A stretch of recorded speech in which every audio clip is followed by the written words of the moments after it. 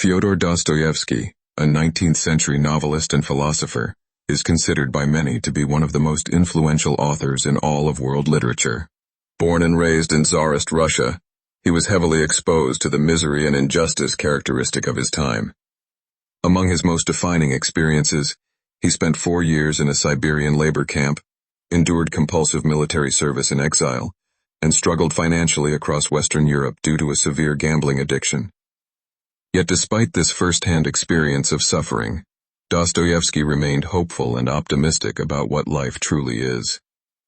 His works explore themes like the meaning of life, the constancy of suffering, the divide between rationality and emotion, spirituality, and the darker sides of the human condition. Novels such as Crime and Punishment, The Brothers Karamazov, The Idiot, and Notes from the Underground represent deep dives into human suffering and moral corruption. In each universe he created, he offered pathways out of torment through moral virtue, love, and compassion. His writings profoundly influenced existentialist philosophy and inspired thinkers like Friedrich Nietzsche and Jean-Paul Sartre. Rationality alone cannot determine human value, and compassion remains far more important in guiding how we treat one another. This excessive pride prevents him from forming meaningful connections, expressing emotion, or embracing love. Believing himself destined for greatness, he murders an elderly moneylender, viewing her as a societal parasite whose removal his moral virtue justified. Dostoevsky is deeply critical of this attitude, arguing that toxic self-consciousness blocks compassion and empathy. However, Raskolnikov's evolution throughout the novel proves that intellectuals are not doomed to isolation. Through compassion and love, he gradually overrides his distorted moral compass and discovers genuine human connection. Dostoevsky's message is clear.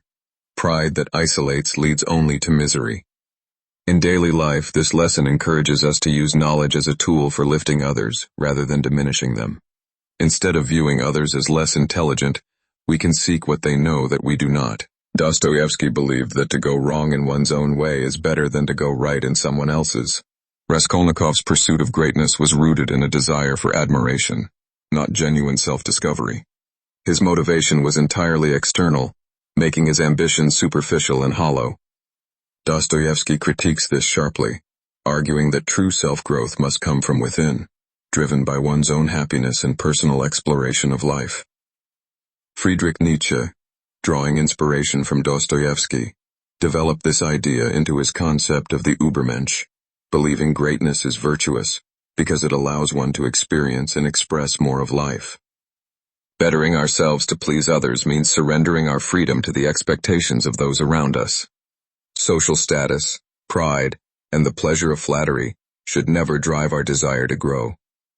As Raskolnikov eventually discovered, genuine transformation must come entirely from within. Practically, this means looking inward to identify what we truly want, then building our self-growth around those authentic goals, rather than mimicking what others pursue without ever asking whether it would genuinely make us happy. Dostoevsky once said the wisest of all is he who can, if only once a month, call himself a fool. While he deeply respected intellectualism, he also recognized that excessive rationality pulls people away from living fully in the present. In The Idiot, Prince Mishkin embodies open-hearted simplicity and candor, largely disregarding the political games of the aristocratic class as senseless. Similarly, Raskolnikov's transformation in Crime and Punishment reveals that embracing all life offers is far superior to remaining trapped inside one's own mind. Dostoevsky also acknowledges that living this way when others do not can lead to misunderstanding. For us, this lesson is a reminder that our minds carry filters, prejudices, and anxieties that prevent genuine experience.